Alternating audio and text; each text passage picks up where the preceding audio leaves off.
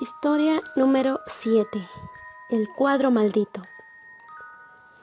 El rostro era verde, distorsionado por algún horrible sufrimiento, la boca abierta en un grito silencioso y perpetuo, las manos huesudas y crispadas resistiéndose a la tortura, el cabello desmelenado cayéndole sobre la frente y enmarcando sus demacradas mejillas. No era un ser humano, era un espíritu elementario, el más bajo en la jerarquía de los seres inmateriales, capturado para siempre en su desolación, atrapado en ese lienzo que un pintor de lo macabro había plasmado después de una noche llena de pesadillas. Fue el último cuadro del artista, quien perdió la razón poco después. Esquizofrenia, dijeron los médicos. Maldición, murmuraron las mujeres de la vecindad, por pintar esas cosas tan espantosas, por querer dar vida a esos seres que uno no debe ni siquiera mencionar.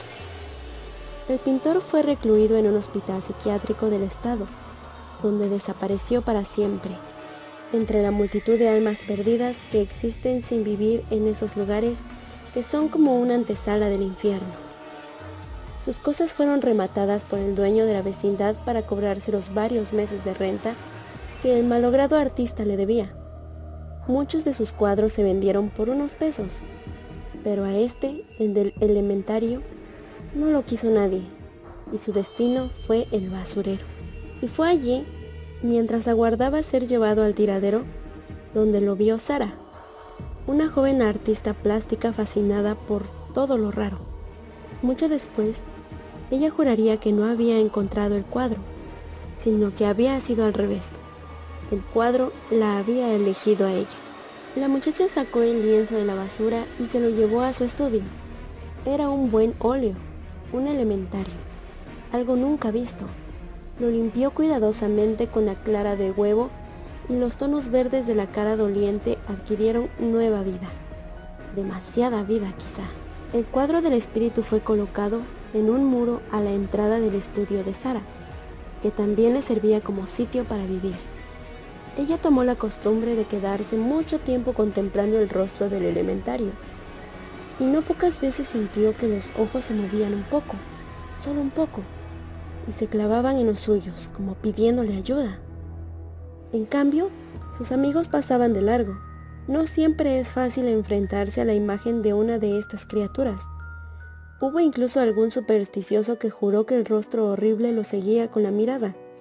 Durante unas semanas todo fue normal, pero las cosas cambiaron una tarde, cuando Sara estaba moldeando en arcilla una escultura de un ángel que le habían encargado. Era un cliente importante y la artista sabía que de él dependía que ella se abriese paso hacia las grandes galerías de arte. Sus manos trabajaban en suave material, y entonces, casi sin sentirlo, comenzaron a crear por sí mismas. Después de una hora de estar en una especie de trance, Sara se dio cuenta, con una punzada de horror, que había reproducido exactamente la cara del elementario del cuadro. Deshizo su obra con movimientos frenéticos, en un arranque de pánico. Detrás de ella, un andamiaje que cubría a una gran escultura de un caballo por vaciar se vino abajo. Antes de que pudiese reaccionar, sonó el teléfono. Intentando calmarse, Sara contestó. «Señorita Domínguez», la voz del cliente sonó al otro lado de la línea. «Habla Madrigal. Siento mucho decirle esto, pero el patronato ha decidido cancelar el proyecto de la escultura del ángel. Dígame cuánto le debo por su molestia y envíeme el recibo a mi oficina». Sara colgó. Por un raro instinto miró hacia la entrada de su estudio. El cuadro del elementario estaba ladeado.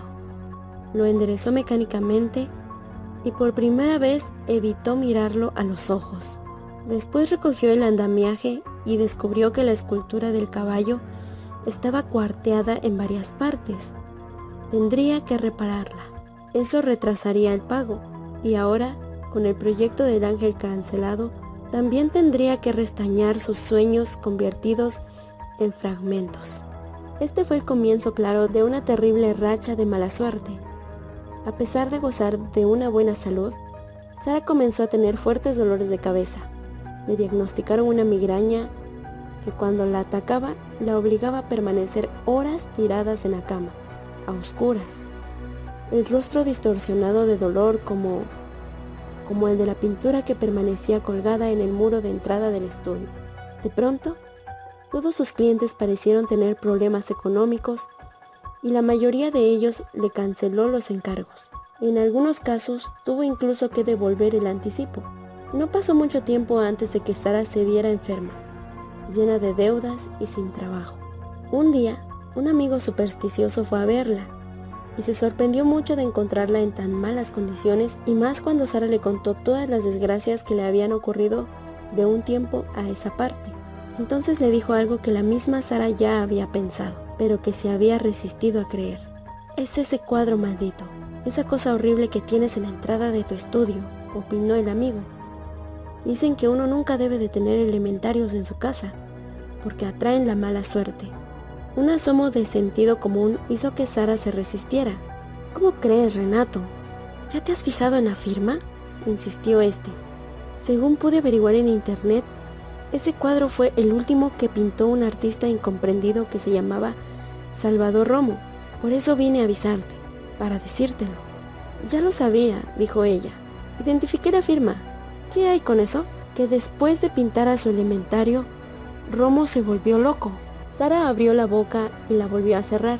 Su mirada se dirigió a la pintura, como adivinando su duda. Renato insistió. «Deshazte de él, Sara. En buena onda te lo digo. Mira, no pierdes nada. Nunca me gustó que tuvieras esa cosa ahí». «No soy capaz de tirar un cuadro a la basura», dijo ella, comenzando a ceder. «Soy artista. Dámelo entonces, lo venderé por ahí. Pero si es un cuadro maldito, no puedes tenerlo aquí. Lo adquirirá una galería o alguien». Finalmente Sara aceptó, recomendando a Renato que si lograba vender el cuadro de Romo, diera el dinero a alguna institución de beneficencia. No quería tener ninguna liga con la pintora. Después de que el cuadro del elementario salió de su casa, el ambiente pareció volverse menos pesado. Sara pintó en la pared de la entrada un mural de arcángeles como protección, y en los siguientes días su migraña desapareció y los encargos volvieron a fluir. El cuadro llegó a la casa de Orlando Durán, quien lo compró fascinado por la expresión del verde rostro del elementario. Sara jamás llegó a saber esto, porque no rastreó, como hicimos nosotros, la historia completa del cuadro. Pero unos años después, Orlando estaba sumido en un alcoholismo sin remedio. Su esposa lo había dejado y había echado por la borda una prometedora carrera de publicista.